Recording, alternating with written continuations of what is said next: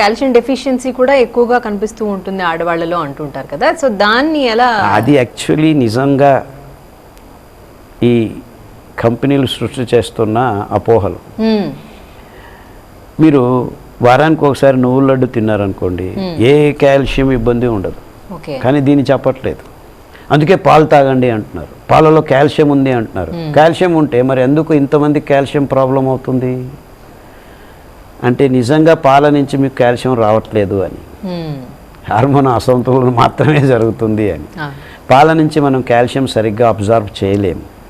అదే నువ్వుల నుంచి కానీ, రాగుల నుంచి కానీ, వేరే ఆకుకూరల నుంచి కానీ కాల్షియం వేరే పదార్థాల్లో దేవుడు ఇచ్చాడు, కానీ దాని గురించి ఎవ్వరూ ఈ ఆధునిక తజ్ఞులు కానీ న్యూట్రిషనిస్ట్ కానీ మాట్లాడటం లేదు.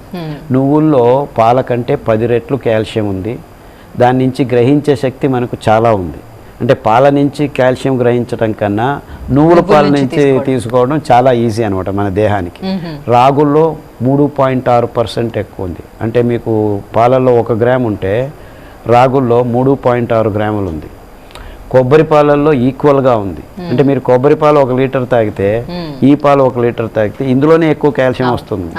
అంటే ఇంత మంచిగా ఉన్న పదార్థాలని మనం వదిలేసి ఈ కృతకమైన పాల ప్యాకెట్ల నుంచి తీసుకోవడం వల్లనే మీకు ఇబ్బందులు కలుగుతున్నాయి.